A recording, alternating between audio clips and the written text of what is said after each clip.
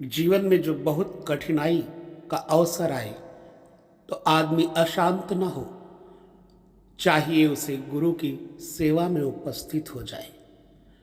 यदि जीवन में गुरु नहीं है तो किसी संत की सेवा में उपस्थित हो जाए। संत के उपदेश जीवन का परिवेश बदल देते हैं, इसलिए अधिक से अधिक मात्रा में सत्संग का आश्रय करना चाहिए, क्योंकि सत्संग की औषधि ही मानव जीवन को अमृतत्व से भर देती है। संत ईश्वर का उपहार है। संतों की बाणी जगत के उद्धार के लिए है।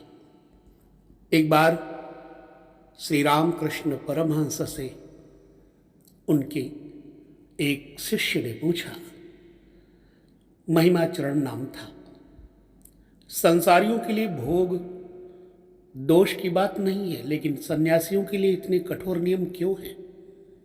तब रामकृष्ण परमहंस ने समझाया, संसारी मनुष्य संसार के सभी कामों को अनुशासन में रहकर करने के लिए आजाद हैं, लेकिन सन्यासी मनुष्य चाहे जितना भी जितेंद्रिय हो, उसे स्त्रियों के बीच में बैठने, धन का संग्रह करने, कामिनी कंचन का ख्याल करने से बचना चाहिए।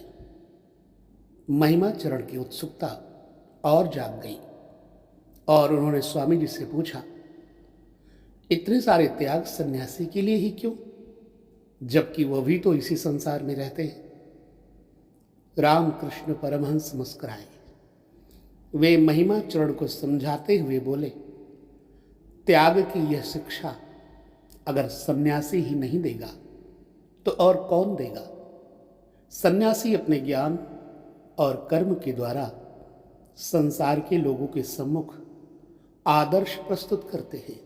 अगर वे ही अपनी भोग वासना और कामना पर अंकुश नहीं लगाएंगे तो संसार को क्या शिक्षा देंगे?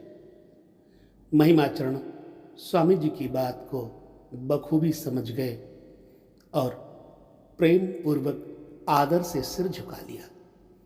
भाव क्या है, प्रेरणा क्या है कि संतों और सन्यासियों को अपने आचरण के द्वारा संसार के सामने आदर्श प्रस्तुत करना चाहिए, और करते भी हैं। यदि वे स्वयं अपनी इंद्रियों को अपने वश में रखेंगे तभी संसार के लोगों को भी सीख देंगे। अतः ऐसी अवस्था में संसारियों को संतों की वाणी श्रवण करना चाहिए। न जाने कौन सी वाणी हृदय को स्पर्श कर जाए और उस वाणी से जीवन का समूल अमृतमय बन जाए।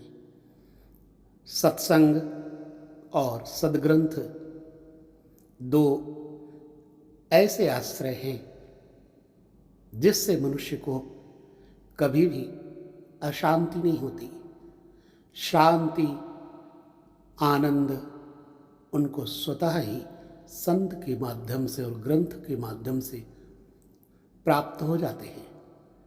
इसलिए संसारियों को कभी भी संतों की अवहेलना नहीं करना चाहिए और ना ही संतों का निरादर करना चाहिए।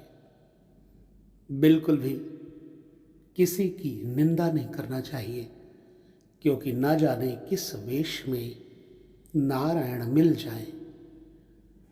इस अवस्था में सन्यास जीवन जिसके जीवन में उतरा वह वास्तव में परमानंद को प्राप्त हुआ, और वो सन्यास मात्र सन्यासियों के आदर्श को ग्रहण करने से ही प्राप्त होता है। जरूरी नहीं है कि आप जंगल जाएं, घर त्याग करें, गृहस्थ त्यागें। हर जगह ईश्वर का वास है। यदि खुदा नजर दे तो सब खुदा ही है। इसलिए निरंतर अभ्यास करें, संतों का साथ करें। एक घड़ी आधी घड़ी आधी से भी आध, तुलसी संगत साधु की हरहि कोटि अपराध। एक घड़ी 24 मिनट की होती है, आधी घड़ी 12 मिनट की होती है, और आदि से बुनियाद अर्थात 6 मिनट या फिर 3 मिनट का ही सत्संग जीवन को सुधार देता है।